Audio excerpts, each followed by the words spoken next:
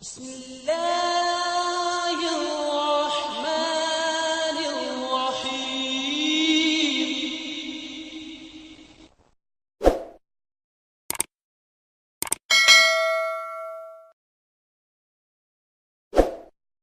صاحب جزاک اللہ، شکریہ بہت بہت مجیب الرحمان صاحب۔ ابھی ہم بات کر رہے تھے کہ بھٹو صاحب کے الیکشن میں قوم کے مفاد کے پیش نظر جماعت احمدیہ نے مدد بھی کی، تو پھر وہ کیا وجہ تھی کہ ان تعلقات میں پھر وہ ایک بدلاؤ ہمیں نظر آتا ہے؟ اس میں سیاست میں وہ مشہور ہے کہ وہ دوست اور دشمن جو ہیں وہ مستقل نہیں ہوتے۔ ان میں بھٹو، میں نے پہلے ہی عرض کیا ہے جیسے کہ وہ اس بات پہ بلیو کرتے تھے کہ اینڈ جسٹیفائز دا مین، کہ وہ بندے کے ذہن میں کوئی مقصد ہو تو اس کے لیے کوئی ذریعہ بھی اختیار کیا جا سکتا ہے، ناجائز ذریعہ بھی اختیار کیا جا سکتا ہے۔ ان کا کوئی ایسا کوئی اصول زندگی میں نظر نہیں آتا تھا۔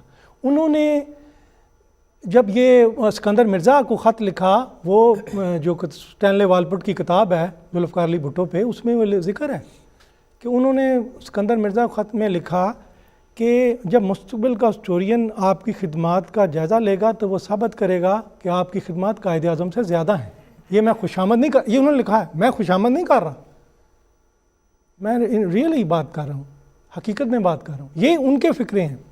اب آپ اندازہ کریں کوئی آدمی اس حد تک بھی کر سکتا ہے تو اس اور اپنے یعنی یہ اتنی جو ہے بڑی بات، اسکندر مرزا کو قائد اعظم کی خدمات کو قائد اعظم کی کر سکتا ہے اپنے مطلب کے لیے، مطلب کے حصول کے لیے، تو وہ کیا نہیں کر سکتا۔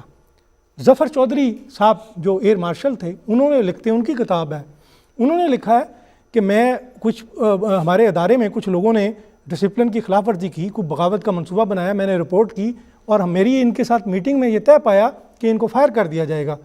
تو میں آ کے مجھے کہا ہاں جی ٹھیک ہے نوٹیفیکیشن جاری کر دیں، کہتے میں نے چیف آف اسٹاف نوٹیفیکیشن جاری کر دیا۔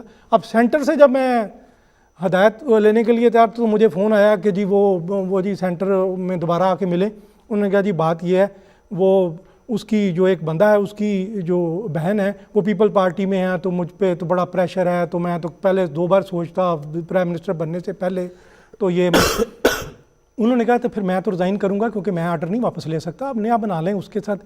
یعنی جو شخص انسٹیٹیوشن کا بیڑا غرق کر دے، صرف کہ ایک اس کی جو تعلق والا بندہ پیپل پارٹی میں، اس کا کوئی حال ہے، وہ کیا ملک کو داؤ پہ نہیں لگا دے گا صرف اپنے مقصد کے لیے؟ یہ ان کی حال، یہ ایویڈنس ہے، 2 میں نے ایویڈنس آپ کو دیے ہیں۔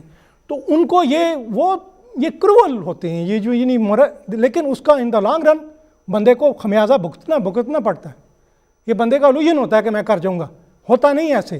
تو انہوں نے اس حوالے سے دیکھا جی ضرورت پوری ہو گئی ہے، اور اب نئے دوست بن رہے ہیں، نئے دشمن جماعت اسلامی جس کے ساتھ اختلاف تھا، اس کے بعد ملاقات ہوئی الیکشن کے بعد، اور دونوں رپورٹ کرتے ہیں بڑے خوش تھے، ان کے درمیان انڈرسٹینڈنگ ہو گئی ہے، اور جو انہوں نے حلف نامے رکھوائے ہیں اور سارا کچھ ہو گیا۔